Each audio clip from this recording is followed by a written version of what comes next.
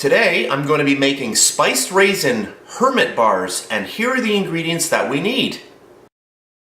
2 cups of all-purpose flour, 1 cup of packed brown sugar, 3/4 of a cup of raisins, 1/4 cup of molasses, a 1/2 cup of butter, and I'm using unsalted butter, 1 egg, 1/4 teaspoon of salt, a 1/2 teaspoon of cloves, 2 teaspoons of cinnamon, 2 teaspoons of ground ginger, and 2 teaspoons of baking soda.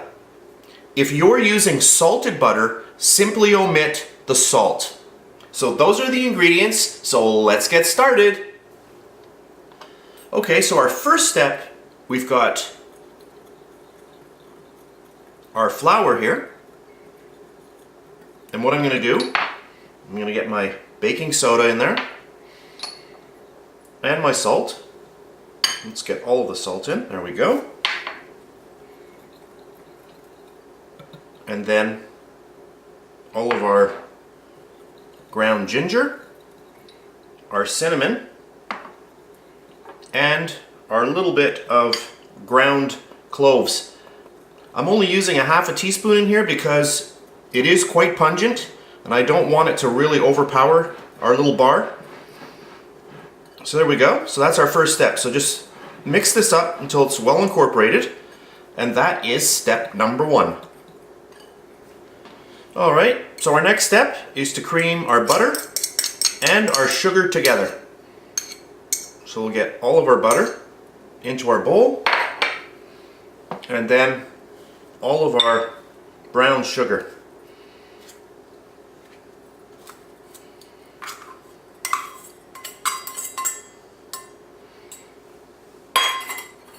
There we go.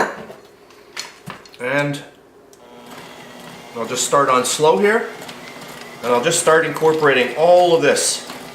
So I'll just mix this for a minute or so, and I'll be back in a minute. Okay, I've been mixing for about a minute or so. The next thing we want to do is we want to add in our 1 egg. I always crack it into a bowl first, just to make sure that I don't get any shells, because as I always say, it's a lot easier to pull out a tiny shell out of your egg than looking for it in your mixture. So let's get our egg in there. And you don't have to do that. You can crack it right in there if you're feeling really confident, but for my videos, that's what I do. So we'll just get all of this really well incorporated. So at this point, I turn my mixer on a little bit faster, and I really want to get this creamed up. The egg actually helps in the creaming process because it's loosening up the whole mixture. So I'm going to mix this for about 2 minutes. So I'll just keep going at that, and I'll be back in a minute.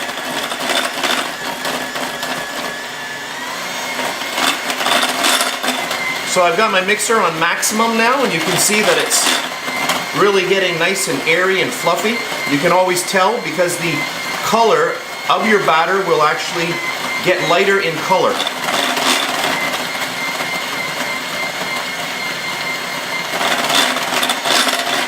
And that's good. And our next step is to add in our molasses. So I've got my molasses here. I'm just going to get a little spatula to get it in. I'll be back in a second. Alright, so I'm going to get all of our delicious molasses into here. I don't want to waste any. That's why I'm using a spatula.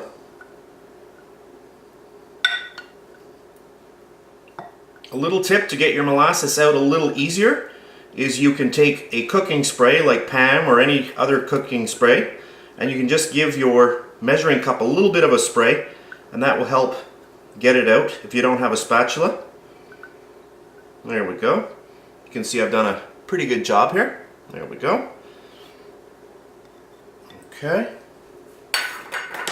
And now we'll just get all of this well incorporated.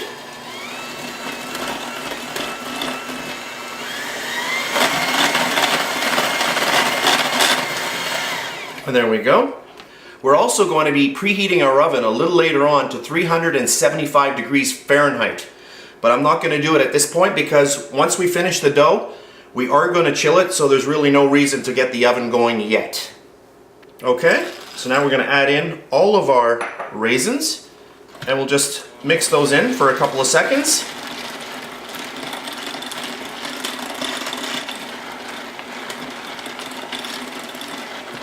There we go.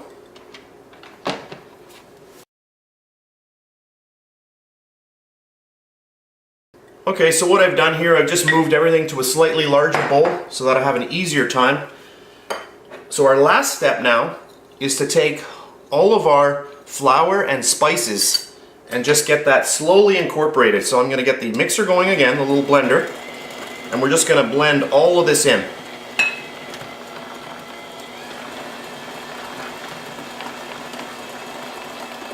There we go. So this is a really simple recipe. You know, it looks like there's a lot of ingredients, but it's not too bad.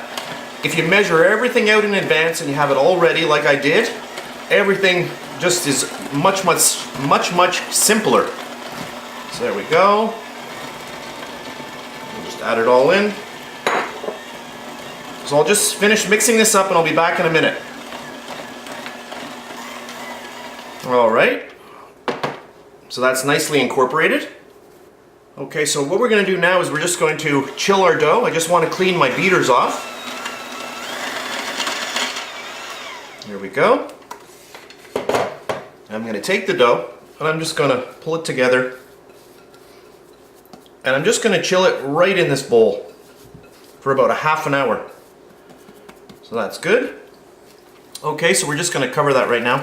I wish you could smell this. It is just heavenly, delicious.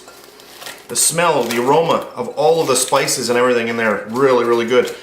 So at this point here, what I'm going to do is I'm going to pop this into the fridge for about a half an hour, just so that it chills down a little bit, and then once that's done, I'll be back and we're going to get to baking. So I'll be back in a little bit. Okay, so our dough has been resting for a good half an hour in the fridge. I'm just going to bring that out. Oh, that smells so good. So let's just get this all out of here. And what we're going to do is we're going to split this into two pieces. So I just want to get this accurate. You know, there we go. We'll just grab our little divider here and we'll just split this up. It's about half and half. Okay. And then we're going to take this and we're going to roll it. And if your dough is sticking, you can just use a little bit of flour so that it doesn't. And I want to do, maybe about a foot long or so. Yeah, that's good enough, just like that. Okay. And what I've got here is I have a tray with some parchment paper on it. And I'm just going to get the first log on here. There we go. Okay. And then we'll do the second one. So I'll roll that one out.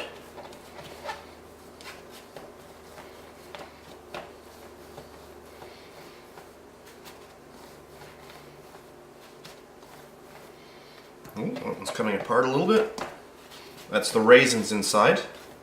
If you're having a little bit of a problem, you can get a little bit of flour and just get it down. And just give it a little roll.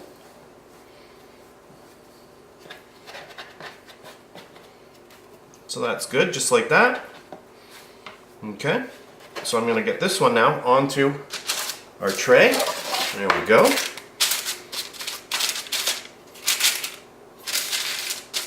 And I think I like the size of that one better.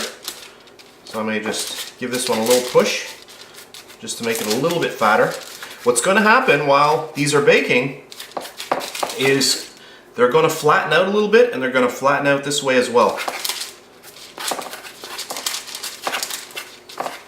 There we go. And I'm going to bake these 375 degrees for about 20 minutes or so. All right? So at this point right now, I'm going to pop these in my oven I will let them bake, and then I'm going to let them cool down, and then I'm going to come back. So into my 375 degree oven for about 20 minutes. Alright, so here are my Spice Raisin Hermit bars. I bake them for 20 minutes at 375 degrees Fahrenheit, and I've let them completely cool, and I'll just show you how easily they come off the parchment paper here. There we go. And they are ready to slice. So let's get to that.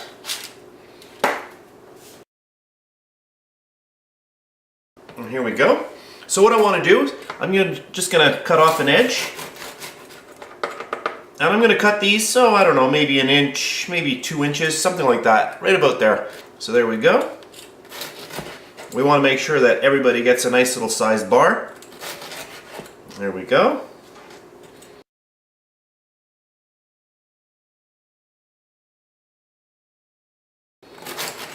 So just eyeball it, whatever size you like.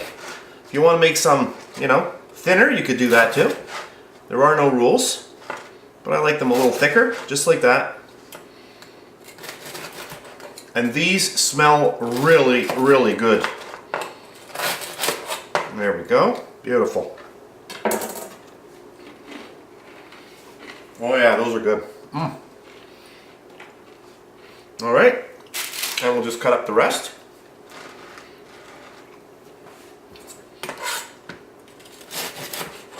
And here we go.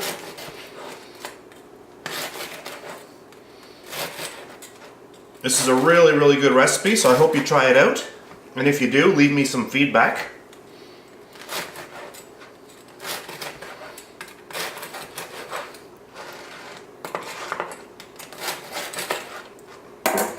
Lovely. So we have quite a few here. Let's count them out. There's 3,